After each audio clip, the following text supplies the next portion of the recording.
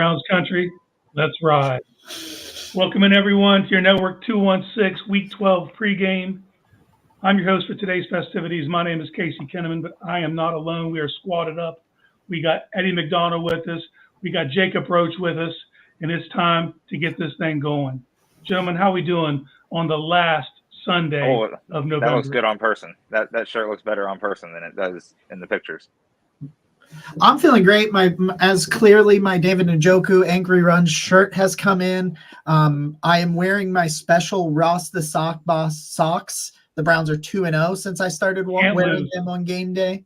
So we've got the socks on. We've got the Angry Runs on. We are ready to go. I'm fired up. A little too fired up because the game's not for like 5 more hours. So I should probably temper that a little bit, but we're in the middle of a war with our neighbors over Christmas lights and who has the best display. So I'm going to be going to the store before the Browns game to get more Christmas lights. So keep that energy up. Then you're going to need it, man. Keep it going, brother. Yeah, for sure. I love Christmas lights. I love the pageantry of Christmas. I just love Christmas in general. But now we're full steam ahead into that. Thanksgiving was fantastic. There was football all weekend. The whole time I was off work, there was football.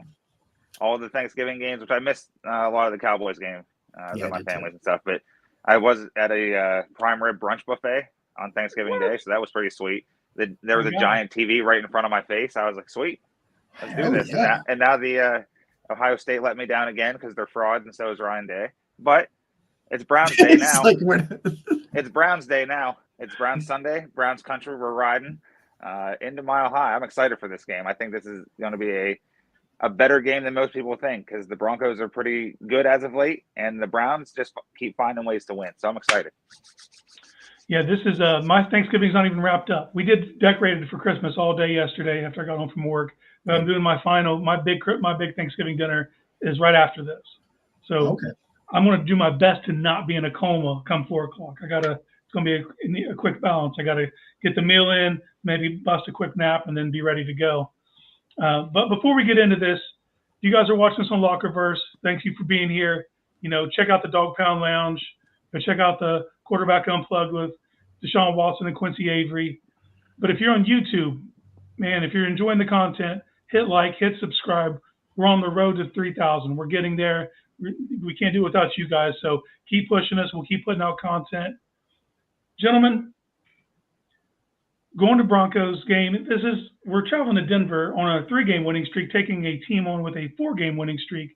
I think we can say that undeniably the winner of this game is the hottest team in the league from a winning streak perspective. So there's a lot on the line. This is a Denver team that started off rough, but they picked it up, man. Through their defense, just getting insane amounts of turnovers. They've won 4 straight, and they beat some good teams on that way, man. They beat the Chiefs, the Bills, and the Vikings. All have winning records. Can't take them lightly. Vegas has the Browns as a slight underdog. And do you guys agree with that perception, or do you think that they're overvaluing Denver's home field? I think it's fair because typically the way it's always been explained to me is that the home team always gets 3 points. So because you're at home, at least against the spread, you usually by default get 3 points. And the fact that it's down, is it down to 1? It was down to 1.5. I don't know. 1.5 the last time I saw it. I haven't seen it. Yeah. Somebody told me it was down to 1 at some point yesterday, but of course Vegas could have moved those lines, since I had seen that. But I think it's fair because right now Denver's playing really well. They're leaning on turnovers because if you watch that defense, I'm not overly impressed with that defense in terms of just like it's not on Cleveland's level. But if you have turnover luck going your way, you can win a lot of games. And that's what they've done. They had 5 turnovers forced against the Chiefs, held them to 9 points as a result. Then 4 turnovers, then 3 turnovers. It's up to 12 turnovers in the last 3 weeks, where they only had 7 total the previous 7 games before that. So I think it's fair because they're riding high. Russell Wilson has been playing pretty good all year. It was kind of masked by his defense being bad early in the year and then falling behind. But Sean Payton and him have kind of figured something out offensively for Russ. I think Cleveland's the better team, but I think Mile High is incredibly hard to play in. So I think the line right now is fair. Yeah, I don't really get caught up in lines too much. Like, I feel every week the Browns have been underdogs this week or this year. The game against Baltimore, or the game against San Fran after the bye, that was obviously everyone's like, oh, going to get killed, and then we end up winning that. And the Ravens game, similar thing. You know, they're the best team in the league, and then the line is obviously the Ravens were favored by like 6.5, so basically a touchdown. Didn't matter because the Browns found a way to win, and that's what they can do today. The Broncos are similar to the Browns in a sense that they rely on their defense more than their offense, because their offense is hard to watch. I have a buddy who's a Broncos fan, and we were texting about the game last week with the Vikings, and I was like, "How do you watch this shit every week, dude? Like, how do you do it?" And he said that he only gets to watch the ones that are on TV, which, okay, that's fair. But I'm just like, man, I tune into every NFL game that I can, like outside of the Browns, and it's hard to watch. And sometimes the Browns offense is hard to watch because who knows what the quarterback is going to get you.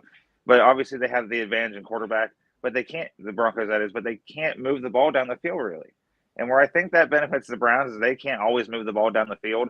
They can move it into enough range where Dustin Hopkins can take over the game. And with the Mile High air, he can kick it from 60. You know, and so I think the like Jacob said, the defense gets a lot of credit for the takeaways, and that's big. That's how the Steelers operate too. They're not a great defense by any means. They rank in the bottom of the league in a lot of categories, except turnovers. They get those timely turnovers to keep them in the game, give the offense, 30 or less yards to operate and get a score. Sometimes that's a field goal, sometimes that's a touchdown. The Broncos are very similar. So we're going to see a very similar game that we've seen the past 2 weeks from the Steelers and Ravens against the Browns with the Broncos. I love that though, man. Like I love it. Like my heart doesn't love that, but like once it's over and I can go back and rewatch it, those are the games I enjoy rewatching the most. Yeah, I'm glad you touched on that, because this is like great value Pittsburgh style of game right here. This is just opportunistic. There's an opportunistic defense. They have 6 interceptions in the red zone. That leads the league, but they give up a ton of yards, last in the league in rushing. They're terrible against tight ends. This isn't a good Broncos defense, but they have timely turnovers. And throughout this winning streak, they haven't yet to win a game by more than 2 points. It's all 1 and 2 point victory. So they keep it close, stay opportunistic, and play well at the end of the fourth quarter, which is what Pittsburgh has done all year until last week. But speaking of the defense here, let's just go ahead and talk about it. We're waiting on the inactives, but we did get the news earlier this week that Denzel Ward is out this week with a shoulder injury. Do you guys anticipate Jim Schwartz just changing anything up scheme-wise, or do you think it's just simply plug and play this week? It's what he did. Yeah, and it's what he did it's what he's done all year, and it's what he did against the Ravens. I mean, hell, they just threw Mike Ford on the outside, who played really well against the Ravens. And that was a game in which Denzel played 9 snaps and then got hit by Dirty Ronnie Stanley on a really nasty hit, and he left the game, didn't play. Ronnie Stanley was fined for that hit, by the way. That came out $22,000. So that's it. Amon-Ra St. Brown got fined for way more than that. Yeah. And for doing way less. He didn't even do anything. St. Brown just posted that essentially 5% of his pay was taken from that play. Like 5% of his overall pay this year was on that like $40,000 fine. That's that. But he goes out and, they just rolled with Newsome and Emerson, and in that game, Ford. And I heard Andrew Spade talking on the OBR said it really well, saying, I'd feel a lot better if Cam Mitchell was out there, and I would too. I agree. But I think that Greg Newsome may be better on the outside than he is in the slot. It just depends on the matchup. I've seen him play really well in the slot, and I've also seen him play really well on the outside. So it all goes about, like, what do you feel about Mike Ford? They could put Mike Ford in the slot. He played quite a bit of slot in his career in terms of how much he played. He didn't play a ton, but he had played in previous stops in the slot. But you can leave Newsome in the slot and put Ford on the outside. And I think that this team, offense and defense, have lived and died by the next man up mentality, which is what Ryan just commented in our comment section on YouTube. The Browns are fun to root for, next man up mentality. Also, I want to say thanks to Jeff, says he loves our insight. So I just wanted to thank thank you for being here. And our good friend Tim is here as well, checking us out. But yeah, man, they've lived and died by that. And Jim Schwartz has not shown that he's going to back off of what he thinks is going to work. So in terms of schematically, I don't expect to see anything different.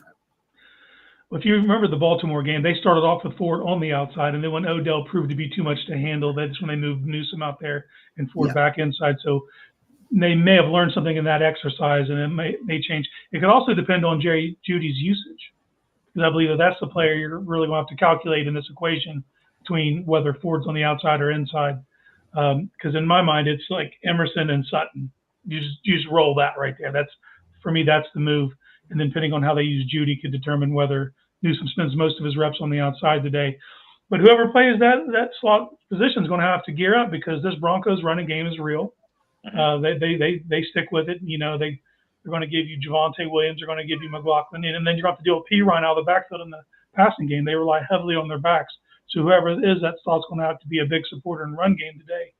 And I feel comfortable with Ford in that position. Do you guys feel that would be the move? Yeah, I feel comfortable with Ford, because I don't think it matters who is there, because the plug and play works, and we've seen that work. And it's next man up, and I think that is the embodiment of the team. Like no one's off the same. They're all saying the same thing, but it's not like that typical player speak. It's like different. It feels like it's just like, hey, like these are my guys. Like this is who I hang out with when I'm not on this practice field, on the field on Sundays. Like we're a cohesive unit. We all have the same goal. We all want the same thing. Next man up. Everyone works hard in practice. And then where I think that benefits the Browns is the plug and play in the secondary is the Broncos offensive line. While they're good in the running game, they're not good in the passing game. And there can be a lot of pressure on Russell Wilson, forcing him to throw it very early, if at all. And that should be a field day for the secondary, no matter who that is, and no matter who they're lined up against, where they're lined up against. So I think that the pass rush is going to benefit the lack of having Ward and a couple other guys in the secondary. I'm sick that what's-his-face is out for the season. McLeod. McLeod. Yeah. I couldn't think of Rodney in my head. Yeah. I'm sick that happened. That was another one of my favorite signings in the offseason, both the safeties. But again, next man up. And, you know, I'm excited to see what Schwartz does, if he does anything differently or how he just tweaks it a little bit to fit the personnel he has. Ryan saying new roster every week, more Browns to love. I'm just joking. Please stay healthy. Yeah, no, it really is. It is felt like that all over the field. But I wanted to piggyback off what you just said, Eddie. Like this team loves to play together. It feels like they really enjoy each other. And I wrote this up last night. I was writing about that little scuffle they caused between Pittsburgh in the locker room when there was a verbal altercation between Deontay Johnson and Minkah Fitzpatrick. First, that happened. Then a coach got fired, all by losing to the Browns in the most Pittsburgh Steeler way to win. That's what the Browns did. They won like the Steelers seem to win every damn day and every damn year when Mike Tomlin does not have a losing season, and they out Pittsburgh Steelered the Pittsburgh Steelers last week, and it resulted in massive changes. They're teetering, man. Pittsburgh is teetering, and that's what I come back to when I wrote that up. I said, this feels like the culture shift we've been waiting for. This feels like this year. I mean, everybody has said it, but every single, every Browns outlet, I've said it, Casey said it, you've said it, Eddie, our friends, Randy Gersey and everybody at Dog Pound Daily have said it. The OBR said it. They are bought the hell in to what Kevin Stefanski and that coaching staff is selling. And now that they're bought in, they bought in and got to 7-3. So what do you think? Do you think they're more bought in now than they were 10 weeks ago? Because they were like, listen, Jim Schwartz is like, next man up. I don't care. Kevin Stefanski does the same thing on the offense. The quarterback position has been a revolving door. They're 7-3. And see that culture shift. I'm sorry to interrupt. That culture shift you said. We were anticipating being Deshaun Watson leading that change in culture, having a quarterback finally that can lead us to wherever the hell we want to go. That's not the case. We've had 3 different quarterbacks. He's out for the season. Obviously, the offseason is going to be all speculation on if he can, get healthy and how he'll be and all of the contract. But that's all the way down there. Now it's just whoever is here, and it's not because the quarterback. A lot of every team is a franchise quarterback. We finally have one. He's hurt, and instead the team is just like, you know what? We're still a team. We're all here. Like, I'm still Myles Garrett. We lost Nick Chubb and Jack Conklin too on the offense. All right, the defense time to turn up. I'm Myles Garrett, and you're so and so and so and so, whoever it is. And like Jacob said, they love playing with each other. They give up a touchdown a lot on the opening drive when they defer, or even when they don't defer on the team's opposing or first drive, and then they just like, okay, cool. They got us that time, and then they lock in even further, and it's just like, okay, cool. We're boom, boom, boom. Give us the ball back, and it's just fun to watch because last year and the past few years we've seen the finger pointing.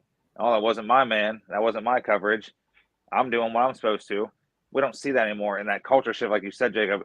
Normally we get that from that quarterback. That's what we trade all that stuff for, and now it's just the embodiment of the team. Like the run game has been better as of late. And who knows what you're going to get from the quarterback position, but the culture shift has wildly improved over the course of this season. And I would argue it's more sustainable that way because where they were counting, we were thinking it was going to come from one player and kind of build out. It seems now to be the foundation of the team so that whoever's there kind of embodies it. And we've talked about all the adversity this team's been thrown, and they've overcame every bit of it because they've embraced the next man mentality. And you guys touched on it too about them wanting to play for each other, the excitability of the team. And you definitely see that on the defensive side of the ball, where it feels like they'll rally around whoever. And it's not always the same person making the play. It's a collaborative effort. So it can come from anywhere, and they take that mentality that, I'm going to make the play or you're going to make the play, but someone's going to make the play. It's going to happen. They have that feeling, and it leads to wins like you're seeing over the last few weeks where they just fight, man. They just fight and they stay with it. And because they have that mentality, man, it bleeds to the TV. And then we've all been there when they were in these close games in the past, in years past, and you always kind of felt like you were one play from it slipping away, as opposed to now you feel like you're one play from taking that, from you guys making the play that matters, So, yeah, it's night and day. It's a culture. And I do want to shift. add with how they are like playing for one another. This trip right here, this 2-week trip, and I think we touched on the post-game show last week. This is going to bring them even closer together because they're not doing Denver, back to Cleveland, out to Los Angeles. They're just staying there. They asked the NFL earlier this season, hey, could you book that back-to-back for us? Somehow the NFL said, yeah, you know what? We'll give you a break for once. Here, sure. So that's going to bring them closer together. They're not having the distraction of, having to be a husband or a father or, whatever else in their own homes in Cleveland. Now they're all together, just them on the road. So I think that brings them even closer together. And I think we're going to see a lot of even better performances. And that's scary to even think about better performances from them. If they get hot, man, like if they can get hot going into the playoffs, like you could see some New York Giants 2007 type stuff where the Giants were great on defense and Eli was pretty good in the postseason, but he was up and down as Eli's career has been. I keep coming back to this, like the way this team plays, the togetherness of this team, all of that. I keep coming back to myself and saying, like, I still think this team's a contender if they can figure out quarterback and staying together for this next week or so to go against Denver, to go to LA, build some confidence. I think they've got some real opportunities to take some major steps forward, and specifically with Dorian Thompson-Robinson. I don't know, man. I don't know. I think we're in for some fun. I still think we're in for a lot of fun. Not offensively, not yet, but overall, I think we're in for some good fun. Well, I think we're here now because this is what you build for. The teams who do well in the postseason play their best ball after Thanksgiving. That starts today, gentlemen, and you're 7-3 heading into today. So to your point, if they get hot now, what does that look like? Does that look like a 12-5, 13-4? Do you know what I mean? And then you start talking about, thinking about that bye. You know what I mean? So if they do get hot, there's a lot of things on the table here. But let's shift focus to that offense that is not so fun to watch right now. This is DTR making his first road start in Denver, a tough place to play, to a crowd that's going to be juiced up because they've won 4 straight. They're going to be about that. So what do you expect from the rookie today? So and I love that he's like, I don't know. He's right though. He's right. It's probably fair to just give it a shoulder shrug. But we talked about this, Casey, on our show on PSF on Friday when we were breaking this down, and I expect him to only throw it like 25 times, 20 to 25 times. I think they're going to lean heavily on the offensive line that's been playing a lot better. They're going to lean heavily on Jerome Ford, who I think has overall been playing better. Now, they got shut down last week against a good run defense in Pittsburgh, rushing wise, but they're going against the worst rushing attack. Like, for Christ's sakes, Denver gave up 350 yards on the ground against Miami. Now, we're not allowed to talk about that because, they're a different team since they allowed 70. But it was 190 and 165, I believe, were the last two games the Denver defense had allowed on the ground. So very, very high, I think Ford had his best game 2 weeks ago. I think you can see I think all three backs get carries today. I think Pierre will carry it a few times. Hunt will carry it. Ford will carry it. I think they're really going to lean on that and just do some of the safe stuff, man. Just don't turn it over. I think he'll throw a lot of they'll lean on the David Njoku and they'll lean on some of those screens and things of that nature. I expect another step forward. I just don't think it'll be a giant leap. I think he'll be better.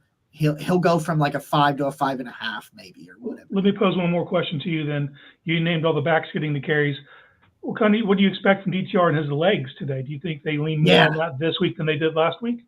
I think they continue to evolve the playbook. They add to the playbook. I think that's exactly where they're at is, they started adding things for Watson in that game, in the Baltimore game. And I think they had to kind of throw out a lot of the playbook and start over again with DTR. And we've seen this from Kevin Stefanski historically as he gains confidence in his quarterback and comfort with that quarterback, he adds to their workload. He did it with Baker Mayfield. They were very bland to start out in 2020, and he added wrinkles every week. I really loved the quarterback. Would you stop playing random music over there, computer? Shit. And you saw the sweep, the quarterback sweep out of the shotgun for a first down, things like that. I think you see a lot more of that. I think they lean on the running game overall, even with the quarterback. But yes, I do believe that takes a step forward too. Yeah, I think the running game is going to be used, and Denver's running defense is not that good. And like you said, I think all three of them get carried because of the altitude of where they're at. Like, that's hard to play in general there, and then you're trusted to carry the ball 10, 12, 15 times in the game. That's tough up there. So they're definitely going to have all three at their disposal. I think Njoku is going to be huge in this because Denver is terrible against tight ends. I think this could be one of those big games. And over like the past, I think it's like 7 weeks, he's been like tight end 7 in the league for a lot of different categories. And he is DTR's favorite target as of right now in the 2 games we've seen DTR. 15 targets last week. I believe it was 7 in the Baltimore start in week 4. He had 6 catches that game. He only had 7 catches of the 15 targets this past week, but he had drops too. And they said he hit the jugs machine hard after that, and that's good to see because he owned up to it, and we talked about in the postgame show. He owned up to it. It was like, yeah, I'm glad we won. Thanks to my teammates, but I need to be better. Like, we're not in that position if I can hold on to the ball a couple more times. So he went and addressed that. I think he's going to be huge in this game. And with DTR, I would like to see him move the pocket more out of the pocket and use his legs more. He can scramble just fine. He's a good athlete. I don't want to see him put his shoulder down. I just want to see him slide or get out of bounds. But I think he needs to develop that because then the more he's able to do that, he can see things as he's running. And then maybe on that play it didn't work and he has to take off. But the next time they call that up, I know if I stop here, boom, there's a pass right there.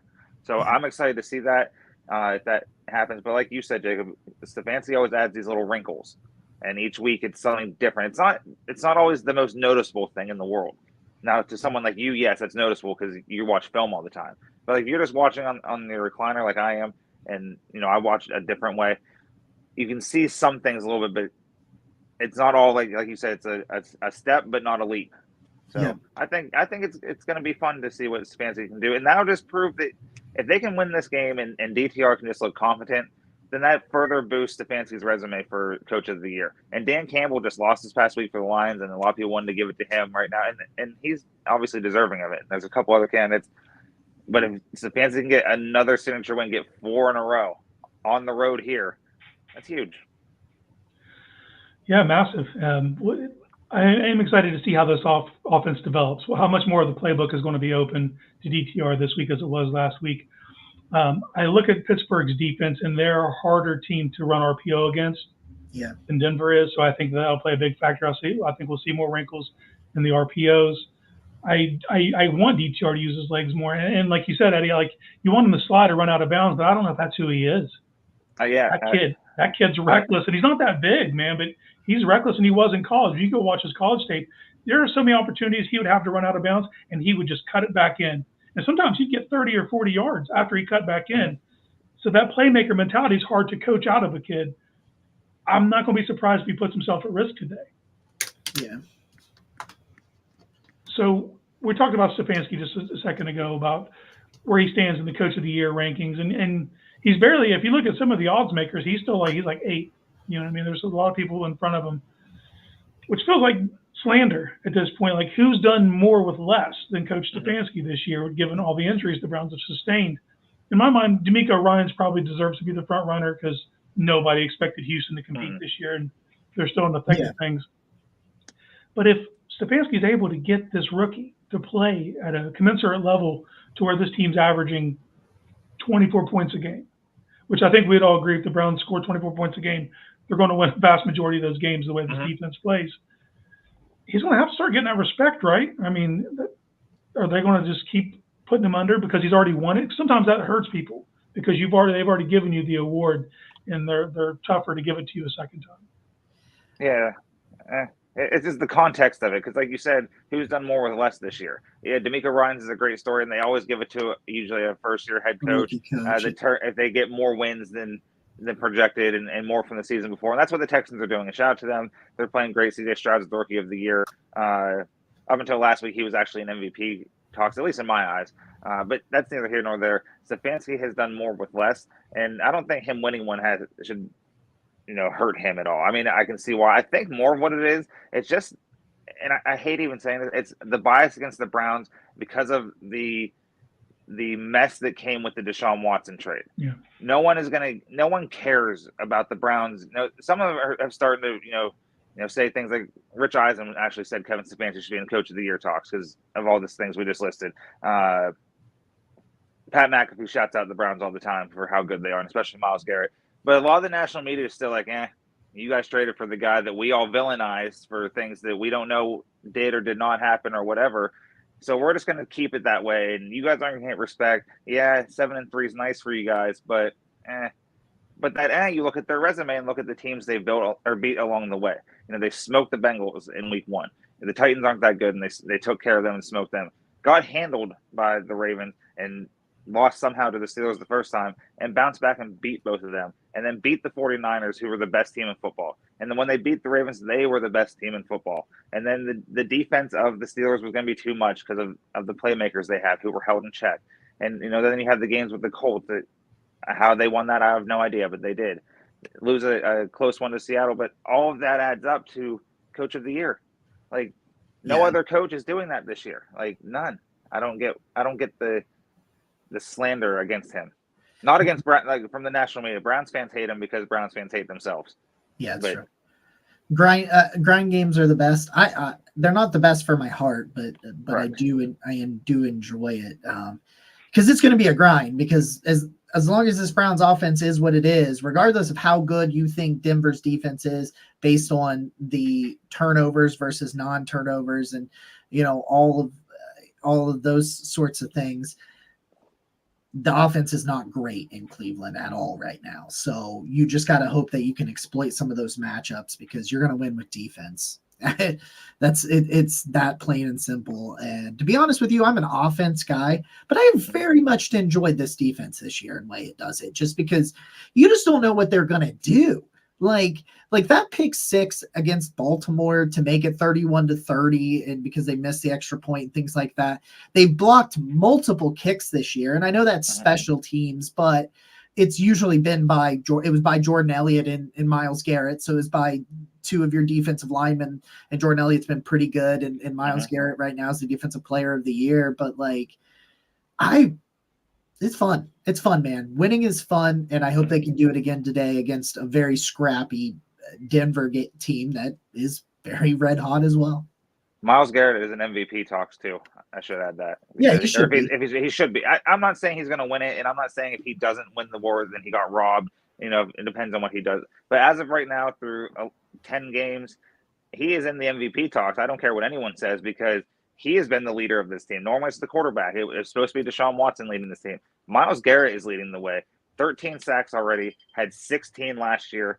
This new cast of characters alongside him on the defensive line has done wonders for him.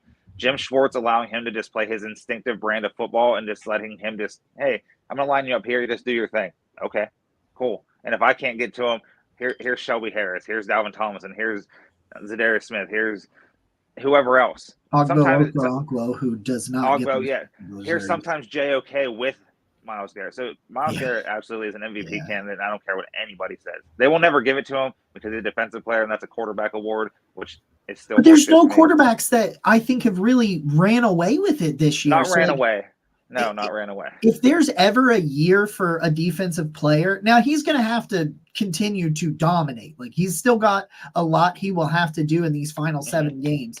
But if he plays to the level that he is playing to right now, I think he'll be just fine. And if there was ever a year for a defensive play, I'll say this: if there was ever a year for a non-quarterback, because I think Christian McCaffrey has a case as well on the offensive side of the ball, has a case. Not saying he'll win it, but I think he has a case. I think it's this year. And to be honest with you, if the Browns, let's say the Browns get 11 wins, so they need 4 more. So they would need to go 4-3, which I think is very doable based on this schedule.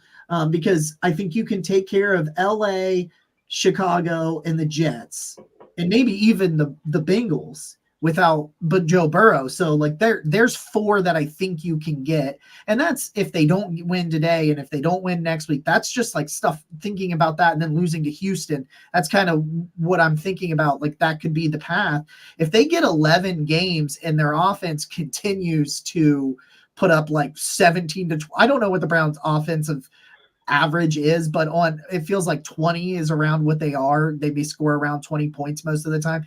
If the offense continues to do that and they win 4 more games or even 5 games to get to 12-5, like that probably means this defense has continued to be really, really good. And the way this defense is being really, really good is the domino effect of Myles Garrett dominating people and then allowing other people to be really, really good. Zadarius and Ogbo and Shelby Harris and all of those guys.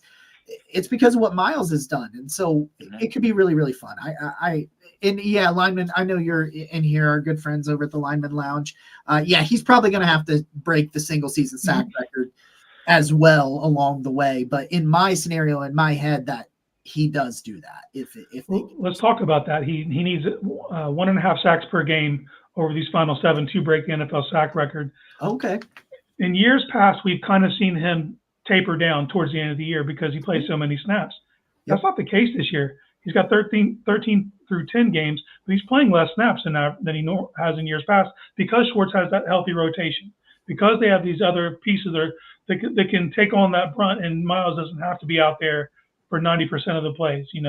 Yeah. I think that we're down the stretch is really going to show that. It's going to show that he's been more well rested, that they've taken care of his snaps, that they've kind of managed that. 1.5 seems completely doable, right? Yeah, because he averages 1.3 a game. He averages 1.3 up to this point already. So that's basically 1.5. Obviously, different things inflate that and deflate that, but that's what he's been doing. He gets about. I hate I hate a half sack. I hate that. Yeah, it's a stupid thing. They're all sacks. If 2 guys get them, they both get a sack. It's just what it is. But Myles Garrett, not only is he playing like less snaps than he has in the years past, he's also gotten his body into a lot better shape, and he's gotten with LeBron James' team and to get him on the right regime that like LeBron does to take care of his body. LeBron James is 38 years old and still playing high level NBA basketball, which is insane to think about. And that's where Myles Garrett wants to do. He's a minority owner of the Cavs now, and he's always at Cavs games and stuff. So he sees that. Oh, hey, Bron, you're one of the best athletes in the world. How do you do it? Oh, here, Myles. Here's the info. Get a hold of my guys. They'll take care of you. And and you can see that. And then that in years past, he's got criticized for his leadership. but he leads by example now, and he's saying all the right things. It's no longer about, yeah, I want to win the Defensive Player of the Year award. Does he? I'm sure he does. But he said last week, I want to win the Super Bowl, and then everything else is cherries on top. And that's the great mentality to have for him. And Rich Eisen said in that same thing when he was hyping up Stefanski for bolstering him in the Coach of the Year talks. How many points do the Browns realistically need to score on offense to win? 17, 20? 17 to 20. 17 to 20. Anything over 20 is, as Myles Garrett said, cherries on top. So I think the Browns can do that. It'll be different each week. So, maybe this week DTR comes out and just, has a 2-touchdown, 0 interception game, but still only throws for 170 yards. That'd be great. Or maybe comes out and throws 2 picks and no touchdowns, but the offense keeps moving along and the running game picks it up. But Myles Garrett on that defense, he's like, all right, I got this. You guys can do whatever. I'm going to try and get this strip sack, or I'm going to get enough pressure where one of my secondary guys can get the pick. He's definitely this is the best we've ever seen Myles Garrett play. Which is just insane. Insane. Considering what we've seen him do before. The defense talked about it, and we got a Broncos fan hanging out, and I wanted to comment on what he just said about Shelby Harris. I love Shelby Harris. And whenever you get an opposing fan base where a player used to play for them and they're upset that you have the player, that tells you what it is. And he said he was very upset that they had to trade him to get Russell Wilson. And I mean, he's knocked down 2 passes in the last 2 games that have just been huge because players were open.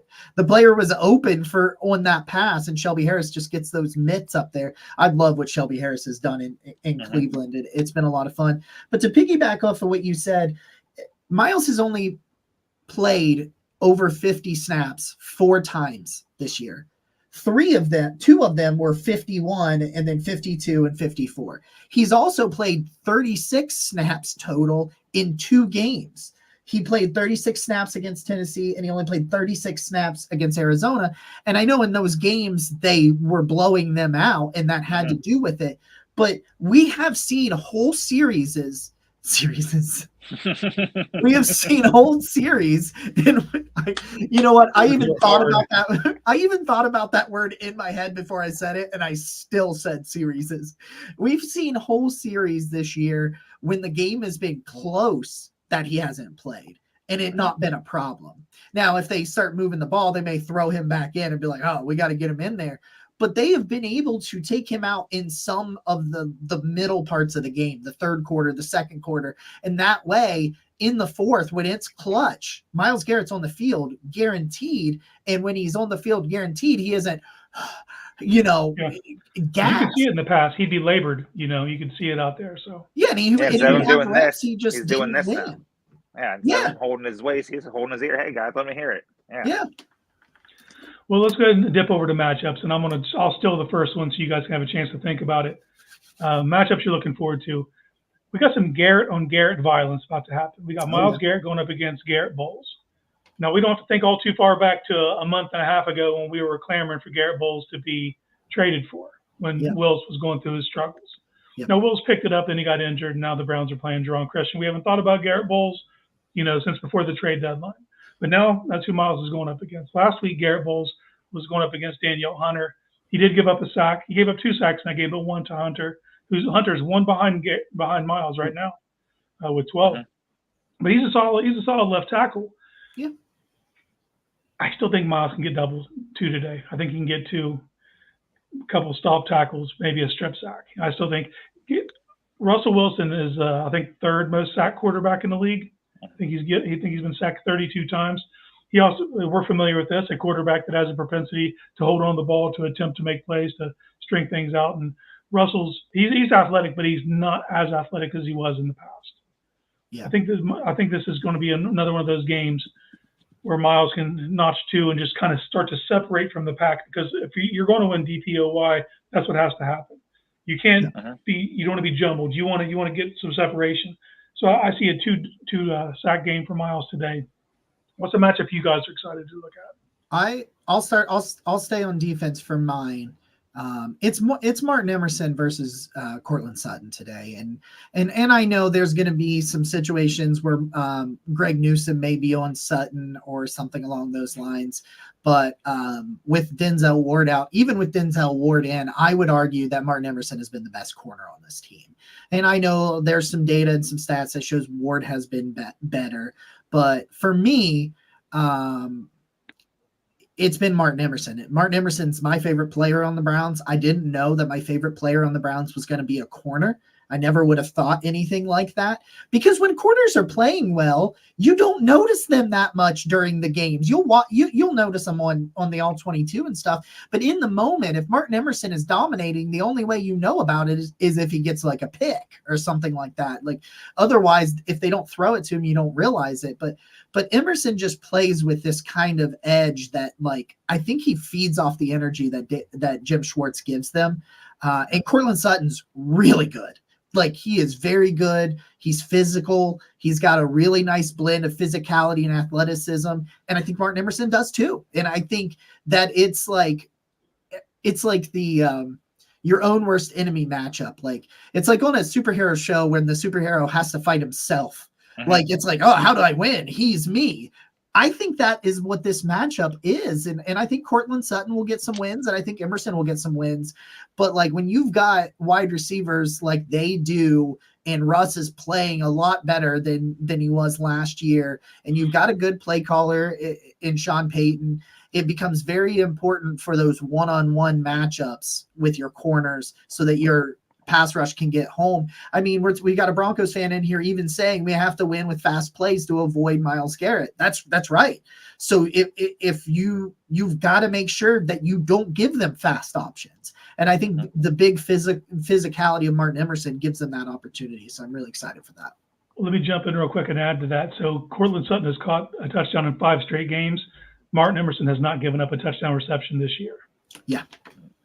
Something's got to give there. You know what I mean? That's right. I think something to watch. I love that. I love those type of matchups. Good receiver, good cornerback. I love that. My matchup is Njoku versus the linebackers and safeties of Denver. They are horrible at defending tight ends. And I think I saw a prop yesterday, and it could have changed. I haven't looked. 4.5 was the number for over-under receptions for David Njoku. I think he goes over that because, like I said earlier, 15 targets last week. This was just like 15 targets. 15 targets in the game. And then, 8 the time before when DTR played. DTR said that David Njoku called him and apologized for dropping those passes. And he said, don't even worry about it. I'm still going to you. Like, you just keep going. And to me, that leadership from David Njoku, we always, as Browns fans, romanticize him as this, like, we want him to be Travis Kelce or Mark Andrews or George Kittle. He's not those players, but he doesn't have to be. There's not all great tight ends. There's a lot of good tight ends and like 3 or 4 great tight ends, probably 3. And then like there's a middle tier. And that's where David Njoku is. That's exactly where we need him to be, especially if Amari Cooper is more involved, which I foresee that happening today too. Elijah Moore getting more involved, I see that happening too. But I think that's because of Njoku. So once Njoku starts catching a few more, that's going to open up, the other receivers to come in and, okay, here's my pat, boom. But I think that matchup is huge. 4.5, and he averages like 7 targets a game or something like that. With whoever is at quarterback, he's had 3 different quarterbacks over the past month and a half, and yet he still is productive. He's not putting up, the 100-yard games or the 10-catch games, but here's 6 for 65, or here's 5 for 72, or here's 4, but one of those 4, I'm carrying a whole team on my back and just getting the first down and energizing this team. So I think DTR finds him early and often, and I think I might go and put him on my anytime touchdown scorer parlay. Well, let's build on that here, Eddie. As you said, 4.5 was the receptions. I believe the over/under for passing yards is 40.5 yards. I believe it is. I think Njoku is an easy one to hammer on both of those, given the usage that DTR leans on when it comes to Njoku. And he even said in the presser afterwards, I'm not sweating those drops. He's going to make a ton of plays for us. That's going to be a guy that he leans on heavily. I agree. Jacob, you want to drop your parlay for the week? Yeah, so I did an 8-leg parlay. I haven't been super great at parlays lately, but I got in my think tank and I came up with this one. It's at plus 40.43. But FanDuel was running a promotion for a 30% profit boost on any NFL parlay. So I boosted it up to plus 52.56 on this 8-leg parlay. So we start with Dorian Thompson-Robinson. His over-under is at 174.5 passing yards. If he were to get the over, that would be a career high. He has not thrown for 175 yards in the 2 games that he has played.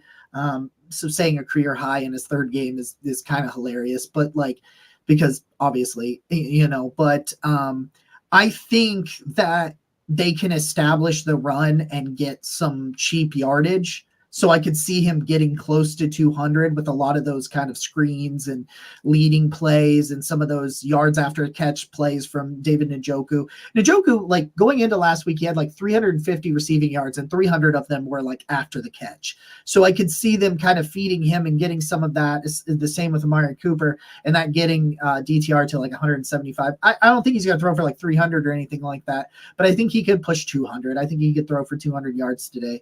I'll take the Browns plus 1.5. I just really like their defense, the matchup where they could potentially control the clock on the ground and play great defense.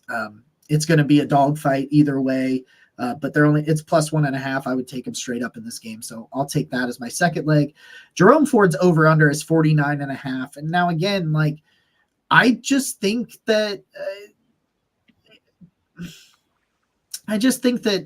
this run defense isn't stellar. And Ford has been pretty good as of late. And if the offensive line plays the way they play, and now here's the thing, Denver could go up and just be sell out to stop the run because they're not scared of DTR, and they shouldn't be scared of DTR at this point. So they could sell out, but 49.5, he needs to get 50 rushing yards. I think he can get 50. He might not get 150, but I think he can get 50, 60 yards on the ground.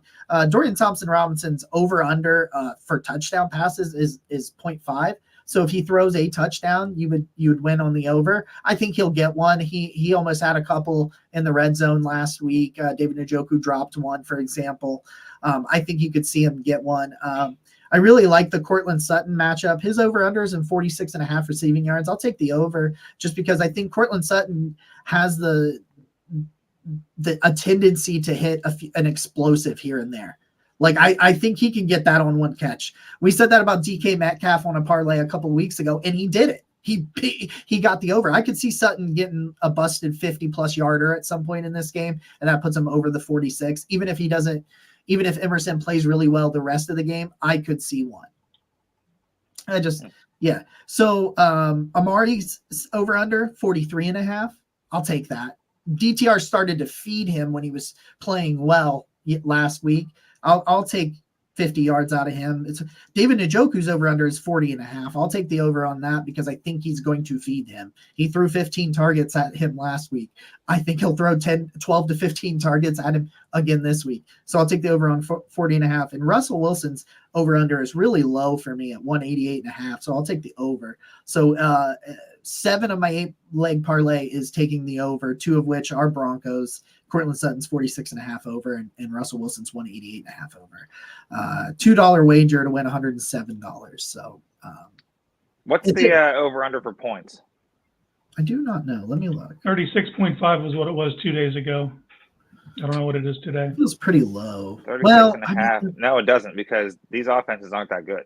I know. Browns, but their offense is not that good, and they have elements that can be good and have been good, but it's not consistent enough. So this game, I was hoping that somehow they'd flex this to something, but it's a nice spot. 4:00. We don't have to worry for now it's about to be 4 hours. Usually when I do these shows, I go rush and get my food and grab some beer and then come back. 37.5. Yep. So if you went 20-17 as the score, then that'd be under that. Huh. Interesting. But yeah, it's nice knowing that we play at 4 today. But these offenses just aren't good. So I think it's going to be I think it might be the first to 20, maybe even the first to 17 points. I don't know. We'll see. Could be. Well, let's lead into that. Let's go into our predictions, gentlemen. Who wants to go first? I'll start it just because I really have no idea how this game is going to go. And that's sort of exciting because in years past, here's the Browns, hopefully they can win. Hopefully they can win and get to 8-3. And I would love that. And I think they do. I think they actually So before the season, I think I had the Broncos as the game that they would lose just because it's a road game and the altitude. Yep. Yeah, it's a But tough they're place. not switching anything time-wise, like really, like if that makes sense, because they're going to play at 4 o'clock out there, which is 1 o'clock. Here I don't know how to explain it. I don't think We the don't know time's the different. difference. It's not going to be a big deal. I do think I think the Browns get to 20, and I don't know if the Broncos get to. I'm trying to think 13, 14, or 17. Let me get 2017, and that'll be the under for the over under and points. Oh So my I'm God, gonna get 2017. See, that's why over-unders are so hard for me. I do not do over-unders. I don't do it betting-wise because that's a low score. 20 to 17 is low scoring. And if you had taken the line 2 days ago when it was 36 and a half, and you're like, oh, it's going to be very low scoring, I'll take the under. 20 to 17 would have been the over in that situation. And it's like, oh, shit. Like that kind of thing. So I guess I'm technically taking the over. I'll do Browns 23-17. I think there's quite a few kicks from the Browns. I think they are going to look at 3 or 4 field goals, maybe even more, because I just think that right now Dustin Hopkins is as good as any kicker in the NFL that doesn't play for Dallas because they've never missed. He's never missed, which is just crazy what's going on in Dallas. But this has been Dustin Hopkins' best year statistically so far of his entire career. He came in as a 50% or over 50, and he's like, what, 5 of 5 or something over 50 or something like that right now? 7. Did he make 7? Is he 7? Is he 7 of 7? Yeah, because he made it in 5 straight. Yeah, he made it in 5 straight, but there was a couple games, I think, where he made multiple 50s and things like that. So they're going to lean on Dustin Hopkins in that running game. So give me the Browns at least to kick 3 field goals. I'll do 23-17, but you could very, very easily tell me that it'd flip and the Browns lose 23-17, and I would believe you. But I think it's one of those games. Maybe one team breaks 20, but I don't think both do. I got this being an ugly ass rock fight. I think the defenses are going to headline this. I think, honestly, I got a weird score. I got Browns 19, Broncos 15. I think the Browns defense makes up for last week when they got screwed out of a safety. I think they get a legitimate safety. I think it's what comes off a deep pin by Borquez, and they make it count this time, and the refs don't deny them their 2 points. Yeah, I think it's going to be a struggle bus. I think honestly, I think it's going to come down to some clutch kicks, field position flips, and because it's our teams, we'll be excited. But the rest of the NFL will view this as an ugly game. You know, but because we're in it, living and dying on every play, it'll be a thing of beauty and something you want to go back and look at afterwards. But yeah, I got Browns 19, Broncos 15, 8-3. Here we come. Yeah, it's nobody's gonna want to like if you are not a Browns or Broncos fan, you're probably not going to want to rewatch unless you love defense, because I think both defenses are going to play really well today. So I think you can run on the Broncos, but like Pat Surtain, man, scares the shit out of me. From a DTR throwing at Pat Surtain scares the absolute shit out of me, if we're being completely honest. It's like what did you Justin Simmons scares me. Yeah. Justin Simmons too. But like was it you that asked me this, or Randy Gursey asked me this on Friday? They were like how many times should you throw at Pat Surtain? I'm like less than 5. Like I would throw it like. And that's with Amari, and because you almost have to. You can't just ignore Amari Cooper. Yeah, you got to throw it to Amari 5 to 10 times a game. I would like the times you throw it to him be when he's not guarded by Surtain, but I feel like he's going to be guarded by him most of the day because it makes the most that's sense. a strategy I would employ if I was Denver's defense. Yes. Oh yeah. Don't take away the best wide receiver on the team for a rookie 5th round pick making his first start on the road. Yeah. That's what I would do too. I do want to add, win or lose, it's not the Super Bowl if we win. It's not doom and gloom if we lose. Like it's still, everything is fine. Like this is such a weird Brown season in the sense that they're good. So like we expect them to win, but we also like, all right, so when's the shoe going to drop? And it hasn't dropped yet. And I hope it doesn't drop. And I hope they can keep building up this momentum. But it's not a season altering, win or loss today. No matter what happens, they can go to 8-3 or 7-4. And that either one is still pretty damn good after 11 games of the season. So I know there's going to be people that if they lose and, The scapegoats, of course, are going to be, whoever they are. I'm not even going to talk about that. But there's going to be scapegoats. But if they win, there'll be still be people that aren't getting credit that should be getting credit. But it'll be 8-3. So that's what I'm hoping for. Also, check out homage.com. Get that shirt that Jacob has. Jacob, can you show that again real quick? Oh, yeah. Yeah, Jacob, why don't you show that beautiful This beautiful bean footage, the angry runs from David Njoku winning it a couple of weeks ago. Yep. Go to our friends over at Homage, grab you one of these, snipe this shirt before they're out. They also released they have blackout brown starter jackets. I don't know if those sold out yet or not, but I'm not sure. I didn't see. If they haven't, they will. They will. But Homage, man, they just keep doing it. They keep turning out just great content in my mind. If you like the vintage kind of look, they got all of the Angry Runs winners for NFL Network. So if you're a fan of a different team, you can go check that out. Whoever won it, each week Homage is releasing a shirt for that. And David Njoku is one of my favorite players. He has been for years. So I was really stoked to be able to get this shirt, and it came in time this week. I thought it was going to come for the Steelers game, and it didn't, and that's probably why he sucked, because I was trying to wait for my powerful shirt. It's your fault, dude. It's your fault. But always quick shipping, always great service. Homage.com. Yep. Well, that's it, brothers. That's a wrap. We just did it, man. We knocked out this show. Thank you guys for rocking with us. Thank you guys in the chat. Mr. Orange, thank you for being here. We welcome all discourse, whether you're a Browns fan or not. It's good to have you in here. And man, are we going to be doing a post game after this one? I know it's a 4:00 start. We're going to knock one out tonight, or you think it'll come out tomorrow? I intend to. It'll be a little bit of a different post game, because typically we wait a few hours so that we can kind of more of an instant reaction if we do it. Yeah, it's more than likely. It'll probably drop a little later, but it'll probably about 9:30. We'll drop it tonight. Sounds good. Network 216 Week 12 pregame show is in the books. Check out our post game. We have a bunch of shows coming out this week.